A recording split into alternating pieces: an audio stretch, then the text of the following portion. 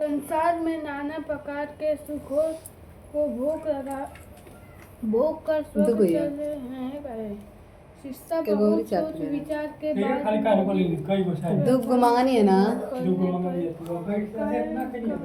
करो और अनजाने में भी किसी प्राणी की हिंसा मत करो। गौ माता की सेवा के साथ साथ अवधि माता अजमिका देवी भक्ति की पूजा करो। ऐसे करने पर अवश्य संतान की दुख सुख के साथ साथ संपत्ति सुख प्राप्त होगा। अवधि माता की दूसरी कथा। एक साहूकार था जिसके 7 बेटे थे, 7 बहुआ था। एक बेटी थी। दिवाली से पहले कार्तिक बंदी अष्टमी को रातों बहू अपनी एकलौती ननद के साथ जंगल में खदान की मिट्टी खोद रही थी। वह सरायु से ही उन्हें अपनी कोख बंधवाने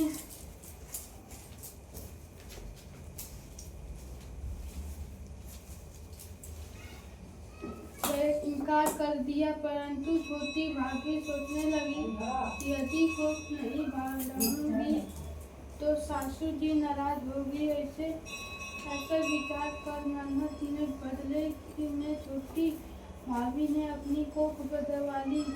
इसके बाद जब उसके जो लड़के होता तो 7 दिन बाद मर जाता। एक दिन उसने पंडित को बुलाकर पूछा, मेरी संतान 27 दिन क्यों मर जाते हैं? तब पंडित ने कहा कि तुम सुरई की पूजा करो।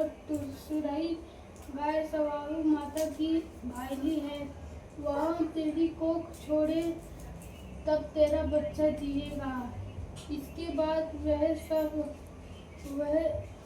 बाद से वह बहू प्राप्त कर चुपचाप सुरई गाय के नीचे सफाई यदि कर जाती तो माता बोली कि आजकल कोई मेरी सेवा कर रहा है तो आज देखूंगी। गौ माता खूब तड़क के उठी। क्या देखती है कि एक साहूकार की बेटी की बहू उसके नीचे सफाई आदि कर रही है। गौ माता उससे बोली, क्या मांगती है? साहूकार की बहू बोली कि साहू माता तुम्हारी भायाली है और उसने मेरी कोख बांध रखी है, सो मेरी कोख खुलवा दो। गौ माता ने कहा, अच्छा।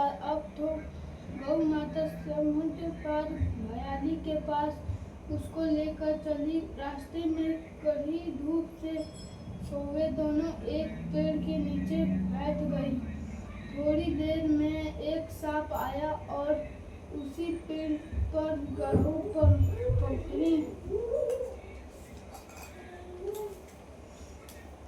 पक्षी का बच्चा था। उसको डसने लगा।